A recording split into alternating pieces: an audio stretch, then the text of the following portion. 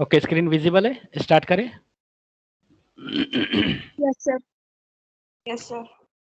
Okay, so let's begin the session. This is lecture number 47 and we have started unit number 5th और उसमें हम लोग देख रहे थे disk scheduling and this is disk scheduling part 3।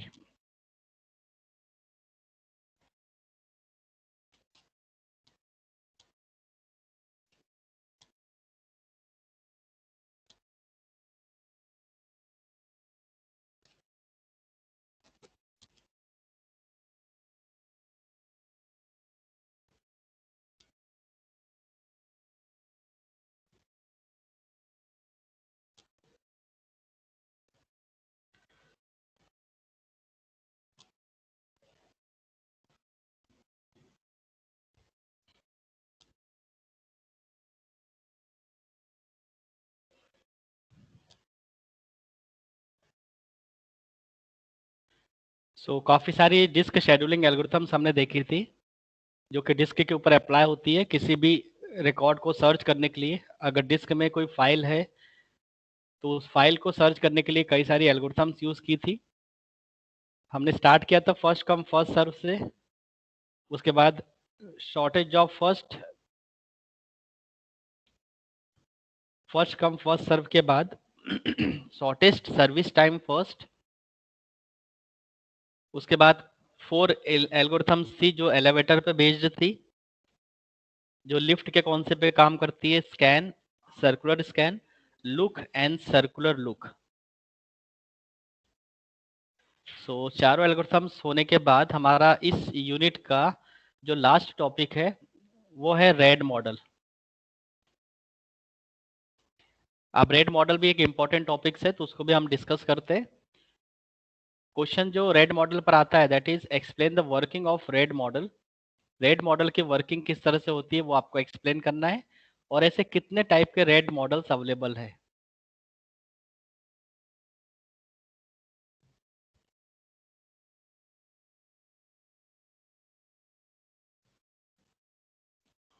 How many model of RAID available. तो start करते हैं। Disk have high failure rates and hence there is a risk of loss of data and lots of down time for restoring and disk replacement. अगर disk fail होती है तो उसका सारा data loss हो जाता है, या कोई डिस्क क्रैश होती है तो उसके डेटा को रिस्टोर करना और उसके डेटा को रिप्लेसमेंट करना ये काफ़ी टफ माना जाता है और इसमें चांसेस इसके काफ़ी ज़्यादा होते हैं डिस्क के फेल होने के। To improve disk uses many technology have been implemented. तो इस तरह से डिस्क के डेटा को इम्प्रूव करना, डिस्क के डेटा को रिप्लेस करना, कंटिन्यूसली इलेक्ट्रॉनिकली डेटा को किसी दूसरी हार्ड डिस्क में ट्रांसफ़र करना, इस तरह से यदि हम डिस्क में कुछ ऐसा इम्प्रूव करते हैं तो उसके लिए काफ़ी सारी टेक्निक इम्प्लीमेंट की गई है। One such technology is red redundant अरे ऑफ इनएक्सपेंसिव डिस्क। यदि हम कुछ सस्ती डिस्क को कंबाइन करके एक मॉडल तैयार करते हैं, उस मॉडल के अकॉर्डिंग हम डेटा को कंटिन्यूसली रेप्लिकेट करते चलेंगे, तो ऐसे मॉडल को बोला जाता है रेड मॉडल, या इसको हम एक टेक्नोलॉजी भी बोल सकते हैं। इस टेक्नोलॉजी का नाम है रेड। इससे फायदा ये होगा कि यदि एक डिस्क फेल हो जाती है या एक डिस्क क्रैश होती है तो हम दूसरी डिस्क से अपना पूरा डेटा रिकवर कर सकते हैं, क्योंकि इलेक्ट्रॉनिकली सारी डिस्क में जितने भी डिस्क को मिलाकर हम रेड मॉडल बनाते हैं उन सारी डिस्क में डेटा रेप्लिकेट होता चला जाता है, कंटिन्यूसली मूव करता रहता है उसकी एक कॉपी। तो इसी को हम कहते हैं रेड मॉडल। इंडस्ट्री में सबसे ज़्यादा पॉपुलर है और इससे डिस्क फेल्योर के रेट्स को कम किया जा सकता है। और डिस्क फेलियर सपोज हो भी जाती है, डिस्क क्रैश हो जाती है, तो भी हम अपने डेटा को वहां से रिकवर कर सकते हैं। तो एक बहुत बड़ा कॉन्सेप्ट है रेड मॉडल, जो कि इंडस्ट्री में, आईटी इंडस्ट्री में बहुत ज़्यादा यूज होता है, क्योंकि वहां पे सबसे इम्पोर्टेंट है वहां का सर्वर का डेटा। एम्प्लॉय क्या काम करता है, कितना काम करता है, उसका डेली वर्किंग उसी वर्क पे डिपेंड होता है, उसका सैलरी उसी वर्क पे डिपेंड होता है। तो अगर उसका डेटा लॉस हो जाता है तो वो जस्टिफाई नहीं कर पाएगा कि उसने टोटल 10 आवर्स में कितना काम किया है। साथ ही साथ इसमें कंपनी का भी बहुत बड़ा लॉस होता है कि अगर उसका डेटा इस तरह से लॉस्ट हो जाता है तो कंपनी का सारा डेटा, उसका सारा प्रॉफिट लॉस होगा। तो एक टेक्नोलॉजी है रेड, जिसका फुल फॉर्म होता है रिडंडेंट अरे ऑफ इनएक्सपेंसिव डिस्क। इसका मतलब ये है कि कुछ इनएक्सपेंसिव डिस्क को मिलाकर उनका अरे बना दिया जाए और उसमें हम डेटा को रिडंडेंट करें, मतलब उसकी एक कॉपी बना के रखें। तो इस कॉन्सेप्ट को कहा जाता है RAID model. Its organisation is based on disk striping. ये जो भी ऑर्गेनाइजेशन जो रेड मॉडल को इम्प्लीमेंट करती है वो डिस्क की स्ट्रिपिंग को यूज करती है। डिस्क स्ट्रिपिंग का मतलब कि यदि हम मल्टीपल डिस्क को एक सॉकेट में सेट कर देते हैं तो उसको हम डिस्क स्ट्रिपिंग कहते हैं। Which uses a group of disk as one storage unit. तो जिस सॉकेट में डिस्क लगी होती है उसको स्ट्रिप कहा जाता है और ऐसे एक कंप्लीट स्टोरेज यूनिट बना दी जाती है जहां पे ग्रुप ऑफ डिस्क लगी होती है। अभी तक आपने देखा होगा कि आपके सिस्टम पर एक ही डिस्क लगी होती है, लैपटॉप में एक डिस्क होती है, अपने डेस्कटॉप में एक डिस्क होती है, सीपीयू के अंदर लगा होता है कैबिनेट के अंदर। बट अगर आईटी इंडस्ट्री में जब आप जाओगे तो वहां पे आपको डिस्क के ट्रे मिलने स्टार्ट होते हैं। एक बहुत बड़ा सॉकेट होता है जिसके अंदर आप डिस्क को एज अ ट्रे यूज कर सकते हो, फिट कर सकते हो, निकाल सकते हो। और सारी डिस्क एक दूसरे से कनेक्टेड होती है केबल के थ्रू, तो सारा डेटा डिस्क का रेप्लिकेट होता रहता है कंटिन्यूसली। तो इससे बैकअप मिलना, डेटा को रिस्टोर करना, ये बहुत आसान हो जाता है रेड मॉडल को यूज करके।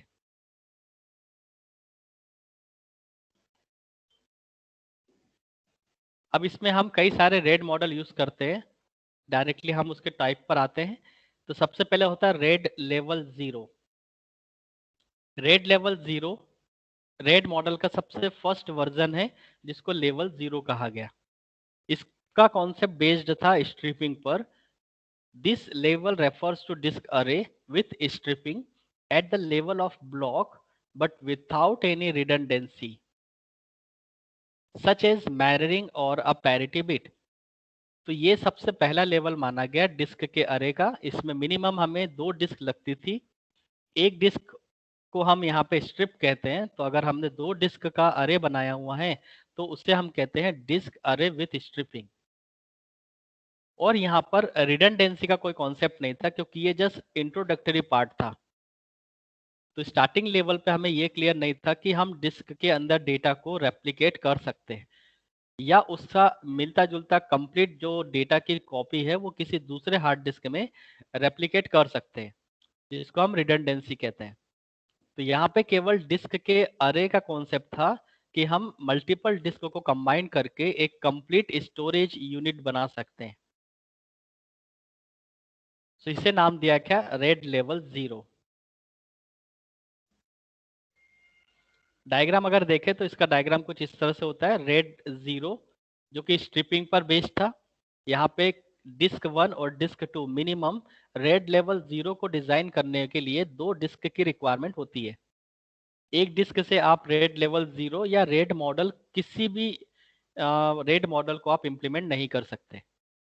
और यहाँ पे जो ब्लॉक वन है, थ्री है, फाइव है, सेवन है, ये डिस्क वन के ब्लॉक्स है। इसी तरह से डिस्क टू के अंदर जो ब्लॉक्स है वो block two, four, six, eight. Ultimately आपने डिस्क वन और डिस्क टू के जो ब्लॉक्स है उन ब्लॉक्स को आपने सेपरेट करके रखा हुआ है। Disk one, block number one यहाँ पर है, ब्लॉक नंबर टू यहाँ पर है, block number three disk one में है, block number four disk two में है, block number five disk one में है, block number six disk two में है, एंड सो ऑन। सो कई सारे ब्लॉक्स है उसको आपने मल्टीपल डिस्क में स्टोर करके रखा हुआ है। आप ऐसा इसलिए करते हैं क्योंकि अगर सपोज डिस्क वन फेलियर होती है तो फोर ब्लॉक लॉस होते हैं, फिर भी हमें डिस्क टू से फोर ब्लॉक अवेलेबल हो सकते हैं। तो डेटा का लॉस तो यहाँ पर होता है बट उतना लॉस नहीं होगा। मिनिमम आप 50% डेटा की रिकवरी कर सकते हैं। तो ये रेड लेवल जीरो था जिसमें डिस्क के डेटा को हम ब्लॉक में कन्वर्ट करते हैं और ब्लॉक स्कैटर्ड फॉर्म में दोनों डिस्क के अंदर रहते हैं और इन ब्लॉक के अंदर हमारा डेटा होता है। RAID 0 offer great performance both in read and right operations. RAID level 0 बहुत अच्छी परफॉर्मेंस हमें ऑफर करता है जब भी हमें डिस्क के ऊपर रीड या राइट ऑपरेशन परफॉर्म करना होता है। And there is no overhead caused by parity control, क्योंकि यहाँ पे पैरिटी बिट्स होती नहीं है तो यहाँ पर इसका कोई भी ओवरहेड नहीं होता। All storage capacity is used, there is no disk overhead. यहाँ पे कंप्लीट डिस्क की जो स्टोरेज कैपेसिटी है वो पूरी यूज हो जाती है। The technology is easy to implement, ये टेक्नोलॉजी काफी इजी है इम्प्लीमेंट करने में। हमें केवल डिस्क के जो ब्लॉक्स है उनको ही स्कैटर्ड करने हैं मल्टीपल डिस्क में। तो मिनिमम 2 डिस्क हमें चाहिए रेड लेवल 0 बनाने के लिए। मोर देन 1 डिस्क हो तो भी पॉसिबल है।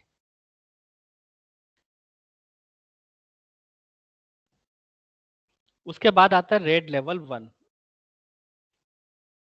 रेड लेवल 0 के जस्ट बाद रेड लेवल 0 में हम मिररिंग नहीं कर पाए थे। डिस्क के ब्लॉक का जो रेप्लिकेशन है, जो फोटोकॉपी है या उसकी एक कॉपी है, वो हम किसी दूसरे डिस्क में स्टोर नहीं कर पाए थे। तो उस प्रॉब्लम को यहाँ पे ओवरकम किया गया और रेड लेवल 1 बनाया गया। रेड लेवल 1 को मिररिंग के नाम से जाना जाता है। जैसे रेड लेवल 0 को स्ट्रिपिंग के नाम से जानते हैं, इसी तरह से रेड लेवल 1 को मिररिंग के नाम से जानते हैं। तो मिरर बनना ही अपने आप में बताता है कि ये रिडंडेंसी क्रिएट करेगा। तो डिस्क 1 के अंदर जितने भी ब्लॉक्स है उन सारे ब्लॉक की एक कॉपी दूसरे डिस्क के अंदर बन जाएगी। This type is also known as disk mirroring. RAID level 1 को डिस्क मैररिंग भी कहा जाता है and consist of at least 2 drives that duplicate the storage of data। और इसको बनाने के लिए हमें मिनिमम 2 ड्राइव चाहिए। एक में ओरिजिनल डेटा रहेगा और दूसरे में हमारा उसका कॉपी रहेगा, डुप्लीकेट कॉपी रहेगी। Data are store twice by writing them to both the data disk. हमेशा डेटा जो स्टोर किया जाता है वो 2 बार किया जाता है, क्योंकि एक में हमें ओरिजिनल रखना है और दूसरे में उसकी कॉपी रखना है। इसी कॉपी को बोला जाता है मिरर। तो एज इट इज डिस्क की मिरर तैयार होती है। अगर वो डिस्क फेलियर हो जाती है तो सारा डेटा हम दूसरी डिस्क से रिकवर कर सकते हैं, वहां से बैकअप ले सकते हैं। If a disk fail, the controller uses either the data drives or the mirror drives for data recovery and continue operations. अगर एक डिस्क फेल होती है तो जो भी डिस्क के कंट्रोलर्स है वो डायरेक्टली डेटा ड्राइव से ले सकते हैं, जो मिरर वाली ड्राइव बनी थी वहां से वो डेटा को रिकवरी कर सकते हैं और अपने ऑपरेशंस को कंटिन्यू कर सकते हैं। और रेड मॉडल 1 को बनाने के लिए मिनिमम 2 डिस्क की रिक्वायरमेंट होती है। डायग्राम इसका कुछ इस तरह से रहेगा। रेड मॉडल 1 या रेड लेवल 1 मिररिंग का कॉन्सेप्ट यूज होता है। डिस्क 1 डिस्क 2 हमने 2 डिस्क यूज की है डायग्राम के अकॉर्डिंग, और block 1 2 3 4 as it is copy कर दी हमने डिस्क 2 के अंदर। सो 2 डिस्क को मिलाकर एक रेड लेवल 1 इंप्लीमेंट किया गया। अगर डिस्क 1 फेलियर होती है तो सारे ब्लॉक ऑलरेडी रेप्लिकेट है डिस्क नंबर 2 में, तो हम यहां से इसका डेटा पूरा रिकवर कर सकते हैं।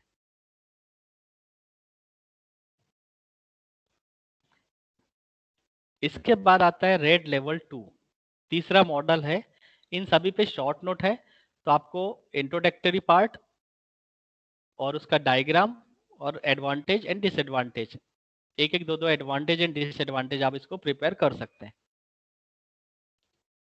रेड लेवल 2 में नया कॉन्सेप्ट यूज किया गया जिसमें हम memory style error correcting code, मतलब कि डिस्क के ब्लॉक के साथ साथ हम ईसीसी कोड भी ऐड करते थे कि अगर सपोज डिस्क के अंदर किसी भी ब्लॉक के अंदर एरर आती है तो हम उस एरर को भी डिटेक्ट कर पाए। आपने देखा होगा कि रेड लेवल 1 में ईसीसी कोड नहीं था, उसमें केवल मिरर का कॉन्सेप्ट था। हम डिस्क के ब्लॉक की एक कॉपी, एक रिडंडेंट कॉपी बनाकर दूसरे डिस्क के अंदर रख देते हैं। तो ये रेड लेवल 1 था। रेड लेवल 2 में थोड़ा और इन्हेंसमेंट हुआ, रेप्लिकेशन के साथ साथ उसमें ईसीसी कोड भी आने स्टार्ट हुए। memory system have long detected certain errors by using parity bits, और एरर को डिटेक्ट करने के लिए जो कॉन्सेप्ट हम यूज करते थे वो था parity bits. Each byte in the memory system may have a parity bit associated with it that record. हर एक रिकॉर्ड में, हर एक बाइट में मेमोरी सिस्टम के साथ उसकी पैरिटी एसोसिएट होती थी. मतलब हर एक रिकॉर्ड के साथ उसकी पैरिटी मिलेगी. तो उस पर्टिकुलर रिकॉर्ड में अगर एरर आता है तो हम पैरिटी के कॉन्सेप्ट से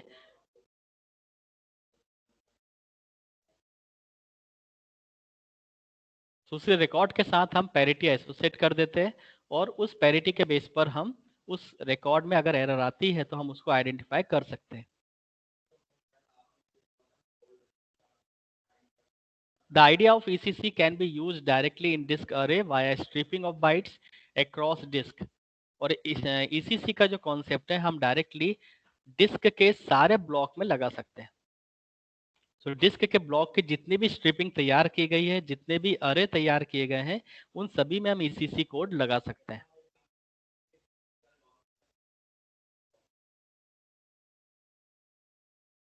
For example, the first bit of each byte can be stored in the disk 1, second bit in the disk 2 and so on.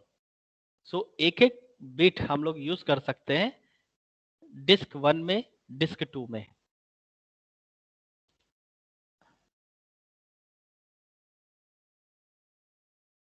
इसके बाद आता है RAID level 3.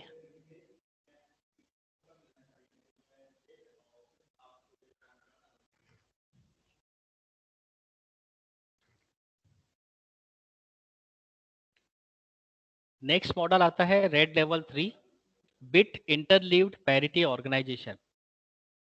On red level 3 system, data blocks are subdivided and written in parallel on 2 or more drives. Red level 3 system के according जो data blocks है वो again strips में divided हो जाते हैं, और उनको 2 या 2 से ज्यादा ड्राइव में हम लिख सकते हैं. An additional drive stored parity information. एक अलग से हम ड्राइव यूज करेंगे जिसके अंदर केवल पैरिटी इंफॉर्मेशन स्टोर होगी. You need at least 3 disk for a RAID level 3 array. हमें यहाँ पे मिनिमम 3 डिस्क की रिक्वायरमेंट होगी यदि हम रेड लेवल 3 को इम्प्लीमेंट करना चाहते हैं तो.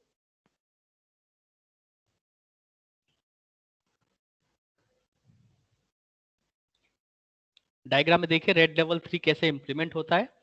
तो यहाँ पे हमारे पास disk 1, disk 2, disk 3 and disk 4 है. सारा डेटा जो हमारे डिस्क ब्लॉक में रहता है उसको हमने 3 डिस्क में स्कैटर्ड किया हुआ है. Block number 1 A, block number 1 B, block number 1 C. इसी तरह से block number 2 A, block number 2 B, block number 2 C. ये डिस्क के सारे ब्लॉक्स है जिसके अंदर ओरिजिनल डेटा रहता है, और सारे डेटा के साथ साथ एक पैरिटी भी एसोसिएट है. तो अगर सपोज इस रो में एरर आती है तो वो इस पैरिटी के थ्रू हैंडल होगी. इसी तरह से सेकेंड रिकॉर्ड में जिसमें ब्लॉक नंबर 2A है, 2B है, 2C है, अगर इन तीनों डिस्क की स्ट्रिपिंग में एरर आती है तो उसके लिए ये पैरिटी ब्लॉक रिस्पॉन्सिबल रहेगा.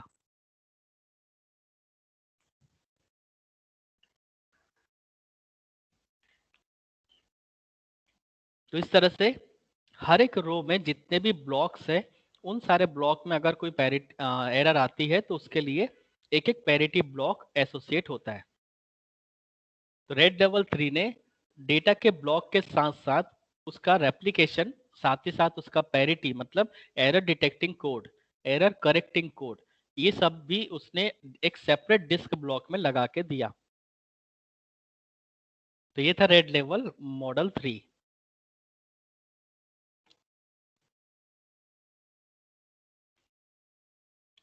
उसके बाद रेड लेवल 4,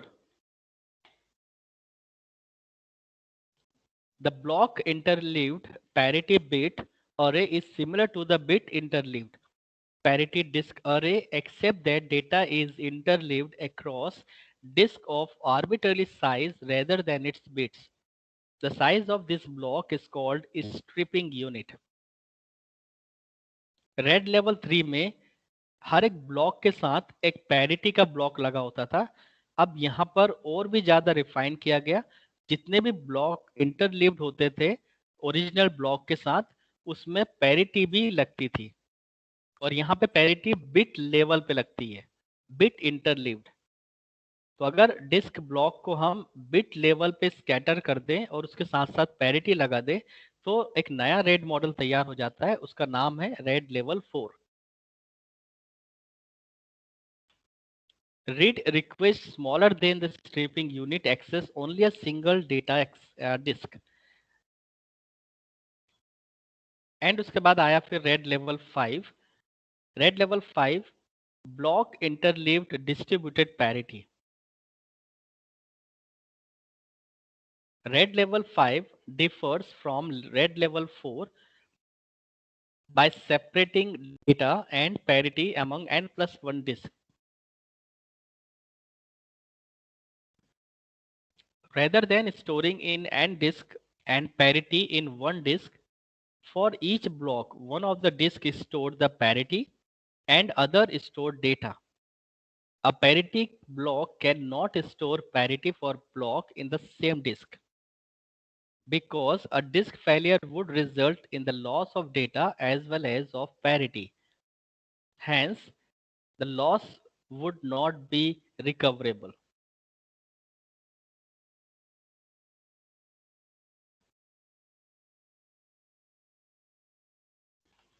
सो रेड लेवल 5 में हमने क्या इंप्लीमेंट किया?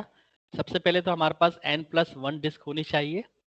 n अगर हमारे पास ब्लॉक है, डिस्क के अंदर के ब्लॉक्स है, तो n+1 मतलब कि एक डिस्क हमें सेपरेट चाहिए उसकी पैरिटी के लिए। यहाँ पे ये कॉन्सेप्ट था कि पैरिटी, अगर आप हर एक ब्लॉक की पैरिटी के साथ साथ उसी डिस्क में आप उसकी पैरिटी भी एसोसिएट कर देते हैं, तो अगर वो डिस्क फेलियर होती है तो डेटा ब्लॉक के साथ साथ उसकी पैरिटी भी लॉस हो जाएगी। A block interleaved distributed parity disk array eliminates the parity disk bottleneck present in the block interleaved parity disk array by distributing the parity uniformly overall of the disk. So इनका purpose ये था red double 5 बनाने का कि अगर हम parity को सारे डिस्क ब्लॉक में स्कैटर कर दें तो आसानी से हम ब्लॉक को रिकवर कर सकते हैं। An additional frequently overlooked advantage to distributing the parity is that is also distributed data overall the disk rather than overall but one। सो एक ही डिस्क में आप सारी पैरिटी को स्कैटर मत करो, अगर वो डिस्क फेलियर होती है तो सारी पैरिटी ब्लॉक्स लॉस हो जाएंगे। तो इस तरह से उन्होंने सारे डिस्क के अंदर जैसे डेटा के ब्लॉक्स स्कैटर किए थे, वैसे ही उन्होंने पैरिटी के ब्लॉक्स वहां पे स्कैटर किए गए। An additional frequently overlooked advantage to distribute the parity is that is also distribute data overall of the disk rather than overall but one। This allow all disks to participate in servicing read operations in contrast to redundancy scheme with dedicated parity।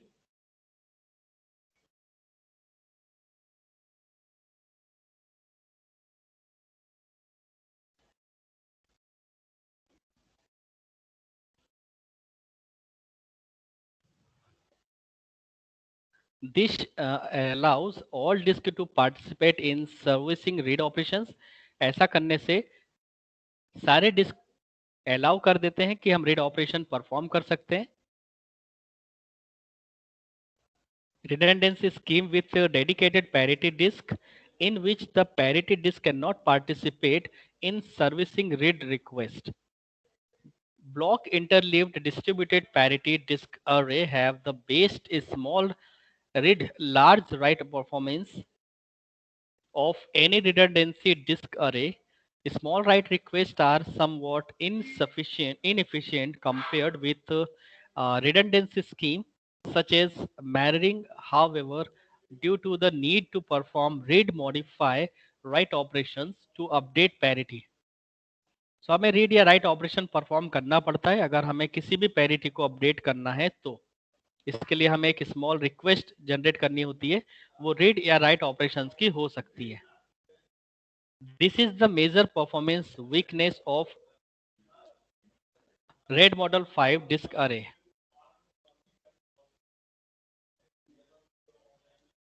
And last हमारा model होता है RAID model 10। सो अगर हम red level 1 के साथ हम red level 0 को associate कर देते हैं, कंबाइन कर देते हैं, so we got a new red model that is called 10 red model. So red level 0 just striping का कॉन्सेप्ट बताता था एंड रेड लेवल 1 हमें मिररिंग का कॉन्सेप्ट बताता था. so अगर हम स्ट्रिपिंग के साथ साथ मिररिंग करते हैं तो एक नया रेड मॉडल तैयार होता है, that is red level 10. So red 10 combines the advantage of red 0 and red 1. दोनों के एडवांटेज को हम कंबाइन कर सकते हैं और एक नया रेड मॉडल तैयार कर सकते हैं, that is red level 10. It provides security by mirroring all data on the secondary set of disk while using stripping across each set of disk to speed up the data transfer. इससे हमें दो फायदे होते हैं कि सारा data में security भी ऑलरेडी रहती है क्योंकि मिररिंग सारे डेटा की ऑलरेडी बनी रहती है. साथ ही साथ हम उस स्ट्रिपिंग को सारे सेट ऑफ डिस्क में यूज कर सकते हैं जिससे कि डेटा की ट्रांसफरिंग फास्ट हो जाती है, क्योंकि एक छोटा स्ट्रिप या छोटा एक ब्लॉक को ट्रांसफर करना इजी होता है, इसलिए डेटा की ट्रांसफरिंग यहाँ पे फास्ट हो जाती है. ये था डायग्राम रेड लेवल 10 का. तो रेड लेवल 0 और 1 को कंबाइन कर दिया गया और रेड लेवल 10 बनाया गया.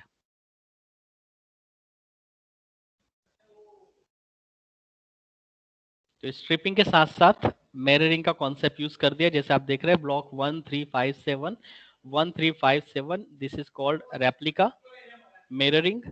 2468 एज इट इज 4 ब्लॉक की कॉपी करके यहाँ पे किया गया है.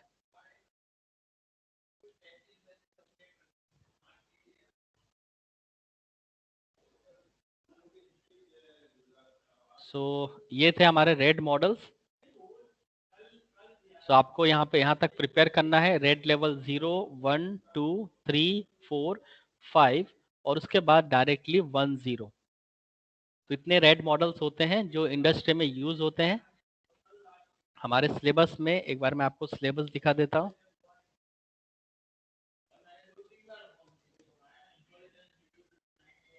यूनिट नंबर 5 हम लोग ऑलरेडी रनिंग कर रहे थे जिसमें हमने इनपुट आउटपुट मैनेजमेंट और डिस्क शेड्यूलिंग जो मेन टॉपिक्स है उसमें इनपुट आउटपुट डिवाइसेस, उनका मैनेजमेंट, उनके फंक्शन, वो सब हमने देखा. फिर इनपुट आउटपुट की बफरिंग कितने टाइप से हो सकती है वो देखा.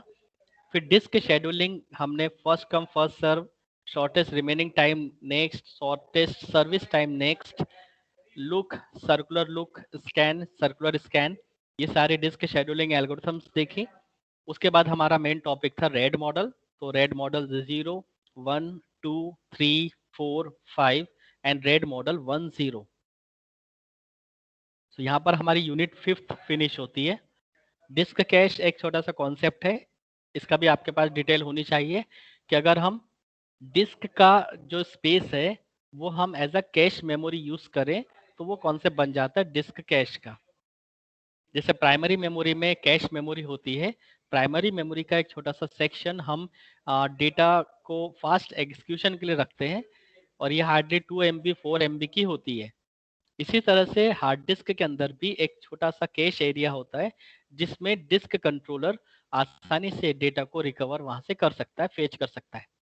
तो रीड राइट ऑपरेशन अगर हम डिस्क कैश से करते हैं तो फास्ट होता है. सो ये जस्ट डेफिनेशन है, 1 मार्क्स के लिए आपको प्रिपेयर करनी है डिस्क कैश. और अब हम नेक्स्ट लेक्चर में स्टार्ट करेंगे यूनिट नंबर 6 जो कि virtual machine and modern operating system पर बेस्ड होगा, जिसमें आपको पूरा वर्चुअलाइजेशन का कॉन्सेप्ट, ऐसे टूल्स, हाइपरवाइजर्स टूल्स जो ऑलरेडी हम एक बार रेडेड में इंस्टॉल कर चुके हैं. वर्चुअल मशीन ओरेकल का प्रोडक्ट है VMware, उसको हम हाइपरवाइजर बोलते थे. तो उस टूल के थ्रू हम वर्चुअलाइजेशन इस्टेब्लिश कर सकते हैं. और फिर जब एक वर्चुअल मशीन तैयार होती है तो प्रोसेसर में क्या क्या इश्यू आते हैं, एक वर्चुअल मशीन में मेमोरी का मैनेजमेंट कैसे होता है, और VMware को हम यहाँ पे एक इंस्टॉलेशन करके देखेंगे कि वर्चुअल मशीन कैसे इंस्टॉल होती है। और फिर हमारा दूसरा टॉपिक होगा मॉडर्न ऑपरेटिंग सिस्टम, जो कि अभी लेटेस्ट में फेमस है, cloud computing. So cloud computing किस तरह से होता है, क्लाउड एक्चुअल में होता क्या है, कैसे ऑपरेट होता है, और इंटरनेट ऑफ थिंग्स का जो कॉन्सेप्ट है वो क्या है। सो इसका बेसिक बेसिक डिटेल हमें रखना है। जस्ट 10% इस यूनिट का वेटेज है, तो हमें बेसिक नॉलेज इस यूनिट का होना चाहिए। सो हार्डली 2 और 3 लेक्चर में हम लोग यूनिट नंबर 6 को फिनिश करेंगे। देन विल मूव करेंगे हम अपने प्रैक्टिकल पोर्शन पे। थ्योरी पोर्शन हमारा यहाँ पे फिनिश होगा।